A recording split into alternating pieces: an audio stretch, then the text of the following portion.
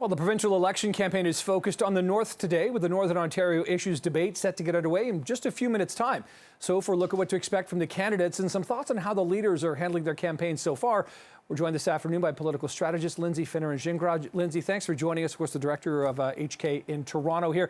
Let's talk about this campaign. Just the first 6 days here, does anything stand out to you ahead of today's debate from any of the parties to begin with? Yeah, I'll start with Del Duca because I think he's actually the one who sort of surprised me the most. I think he's come out really strong with some really well-packaged policy announcements that sort of remind you of how Erin O'Toole came out really strong out of the gate. The sort of buck a ride and some of those other policy announcements, I think were really strong way to enter for, frankly, a candidate that not many people know before this election. So I think he's sort of been an interesting surprise to watch, and obviously now with the policy out, sort of to watch his next steps. I think Doug Ford, with his "Get It Done" slogan, continues to be true to the Ford brand. I've noticed he's out and about in the 905, which is no surprise. That's where, he has a stronghold. And then Andrea Horwath, I think, has sort of been the one who just needs to show that she sort of still has a role here, since she's been at this for 10 years and is trying to clearly differentiate herself from Del Duca, sort of the person to take down Ford, or to sort of take that mantle. Yeah, of course, Ms. Horwath is now in her fourth campaign as leader for the New Democrats, so would definitely want to punch through, you would think, this time around. But, according to the latest poll, we had Nick Nanos on earlier today, Lindsay, talking about the CP24 CTV News poll, showing that the Liberals are, in fact, according to his polling, now in second place, about 5 points behind the Liberals. Is that trouble for the PCs, or is that trouble for the NDPs, or is that trouble for both?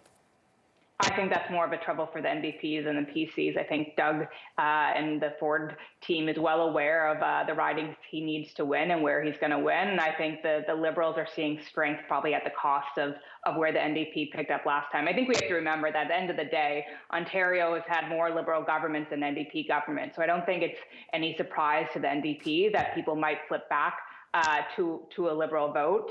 And I think that's what the Del Duca team is hoping on, that Liberal brand sort of remains entrenched in their memories. Mm-hmm. What do you think the focus is going to be this afternoon, Lindsay? We're about 10 minutes away from the start of this first debate of the campaign. No other debates have actually been announced at this point yet, but we know they're going to talk about Northern issues here. So that's clearly going to be the focus. But what points do you think, let's start with the PCs first, they're going to try to hit and then move Liberal through NDP?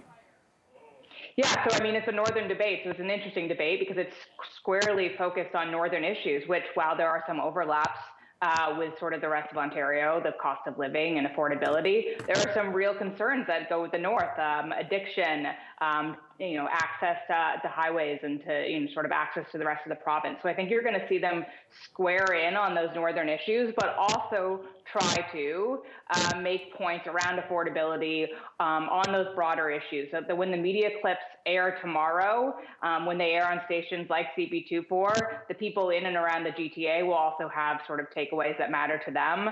But of course, they need to speak to those Northern issues. Okay, Lindsay, I've only got a few seconds left, but as a strategist, after about a week of campaigning now, does anybody need to shift their campaign strategy at this point? You sort of hinted that Andrea Horwath is struggling to get through right now.